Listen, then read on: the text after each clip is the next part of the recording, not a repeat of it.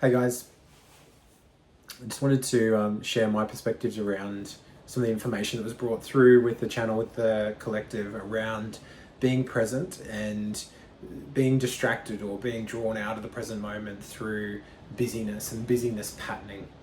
That's something that I definitely notice in a lot of people out there in the world, and it's something that I get questions around quite often. That how do we stay present? How do we avoid the busyness when we live in a world where we need to interact with things, where for many of us we need to have jobs, we have family, we have certain roles within the community that we want to fulfill? How do we then remain present without being drawn into this busyness?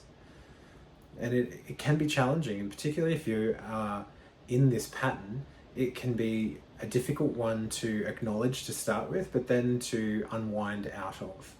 So be gentle with yourself along this process. Like with everything else, once you acknowledge or you see some patterning that is going on for you, if you rush it and if you feel urgency around making a shift because it needs to change, then what happens there is there's a dissatisfaction within the mind and with the ego with what is.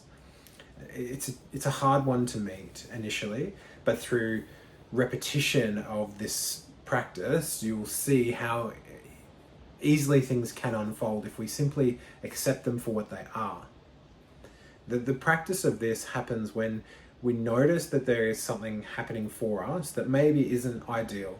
Maybe we've held a tension or a belief pattern that isn't useful or constructive for our continued growth.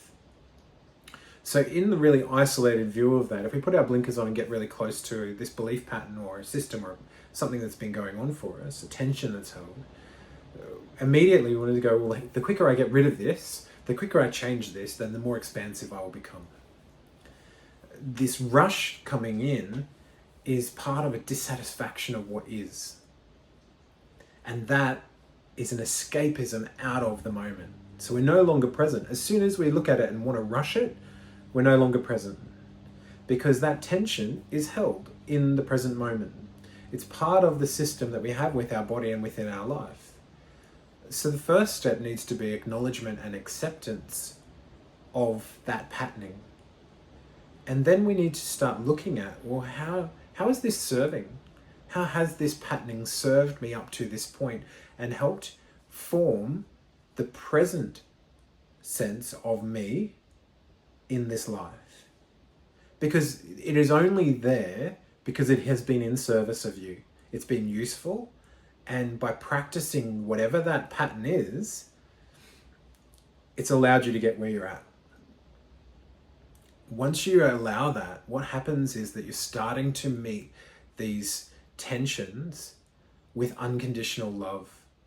That rather than needing them to change, we're just allowing them to be as they are. And so imagine if that's a child or a person that you interact with. If you were to go to someone and say, oh, you need to change, you're not right. Or if you just go, look, it's okay how you are. It has a very, very different feeling to it. Sometimes we can practice that better with other people than we can with ourselves. So this is where we use this tool of unconditional love to meet all of the senses within ourselves. We can meet it with the things that feel really easeful, that are in flow, that feel congruent. But then we can also meet it with some of these patterns that we recognize are held in limitation and tension. Because when we bring those things in more closely and hold them and nurture them and ask the questions of them gently, that's when they get to unfold. And as they unfold, we have a more clear understanding of what's happening without judging our past self or our past behaviors. So if it is in this busyness, you can see how that pattern is basically just avoiding ever going and picking up one of these aspects of ourself that maybe are held in tension, whether it's a belief, a behavior, an aspect of our personality that we've ingrained. The only way that we are really going to be able to work with that is by recognizing busy. And when we do see that, there'll be a point when you still act in the busy. But while you're doing it, you'll go, oh, gee, I'm really being busy here. I can see I'm distracting myself. Already what you're doing is creating an expanded experience of consciousness in form, because you're then observing yourself rather than identifying as, I've got to stay away from this, I've got to be productive, I've got to stay busy. When you're doing that, what will happen is that the urge will change from wanting to remain busy and getting reinforced for that. So there's often a lot of satisfaction that can come from being busy because it feels like it's productive. But once we start observing that patterning, it doesn't feel so great anymore, because we start to recognize that I'm actually, distracting myself away from this thing that needs to be seen. I don't even know what the thing is yet, but I recognize that there must be something for me to sit with. Otherwise I wouldn't be stuck in this pattern. And then the desire comes back around to go, I'm going to just actually allow myself a little bit of time. And when you do come and sit in the quietness, it may present as boredom. You may be sitting there going, this is so boring. I don't even want to be here. I've got better things to do. I've got to move away. Well, that boredom is part of the desire to be distracted, because you're getting closer to this thing.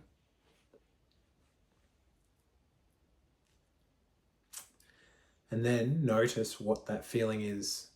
It may be a thought that pops in. It may be an emotion. It might be a memory.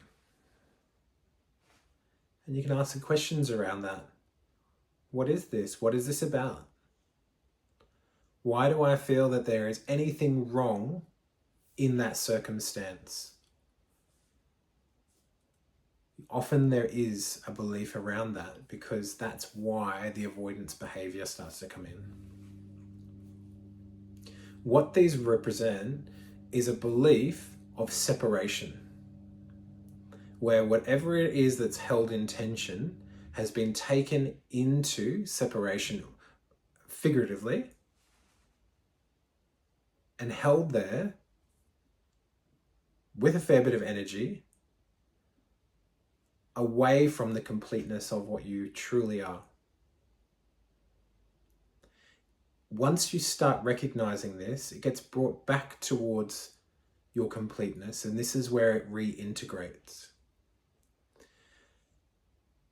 What I have noticed is a pattern within meeting this type of stuff, of wanting to get rid of things, shedding a new skin, cleansing things away, purging, detoxifying. All of these are a process of becoming less than. If we reintegrate, if we bring things back in, and with our completeness, unconditionally recognize that it is an aspect of us that has been held in separation, as that comes back in, we become more whole, and we become more of, not less than. So watch as you do this, because the idea of cleansing, of detoxifying, of shedding is to hold something at arm's length. And it's to keep it further away. And when you bring it in close, it feels uncomfortable, because that's why it's been held out there. But as you bring it in close and it integrates, the healing that occurs with that allows you to expand into more of. And it's not that you are any less than if you are held in separation. It's that as you come and integrate and grow with this, you become more of. You're whole, but you become more. I hope this is useful. I hope that some of this information really resonates for you. You're able to contact me through our website. You can do it through comments and feedback here as well. I really encourage it. If you want to connect with myself or with the collective, you can do that with one-on-ones. Bookings are through our website as well. So please give me some feedback. I'm really enjoy it when we get some thoughts coming back through, comments coming through. And we'll connect again with you soon. Bye.